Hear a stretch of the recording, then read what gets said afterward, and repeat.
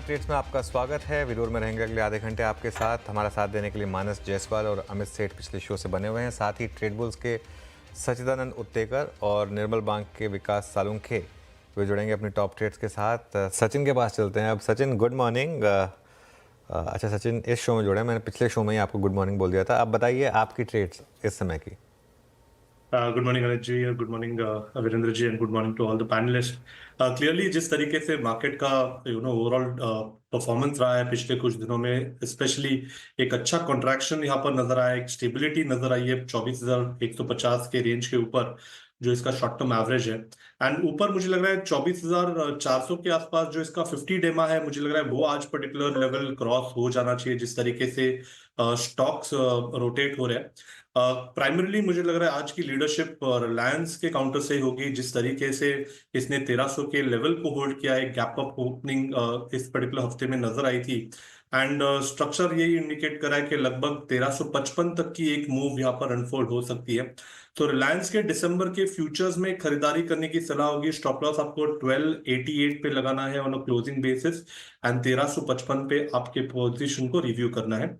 जो second stock मेरे radar पे है, प्लस हमने हमारे क्लाइंट्स को भी जो रेकमेंड किया है, वो है चंबल फर्टिलाइजर का।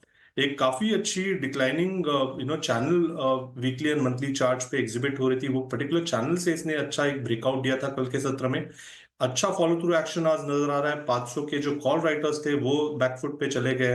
एंड जिस तरीके से ये रेंज शिफ्ट हो रही है, मुझे लग रहा है जल्दी ये स्टॉक 520 से लेके 535 के आसपास के स्विंग्स एग्जिबिट करेगा। तो यहाँ पर चंबल फर्टिलाइजर में भी खरीदारी करने की सलाह होगी। दिसंबर के फ्यूचर्स में स्टॉप लॉस आपको 498 पे लगाना है और क्लोजिंग बेसिस, एंड ट्रेडिंग के लिहाज से एक इमीडिएट स्विंग एग्जिबिट होना चाहिए 520 के आसपास।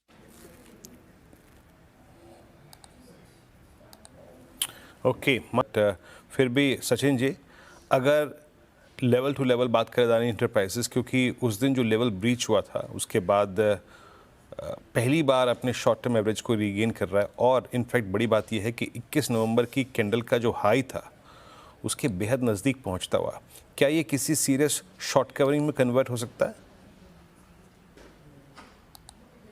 रिकवरी तो काफी शानदार हुई है। इनफैक्ट जिस तरीके से ओवरऑल स्ट्रक्चर है, एक नियर टर्म हॉर्डल स्टॉक को 2300 के आसपास प्लेस्ड है, तो मुझे लग रहा है वहां तक एक चाल बन सकती है।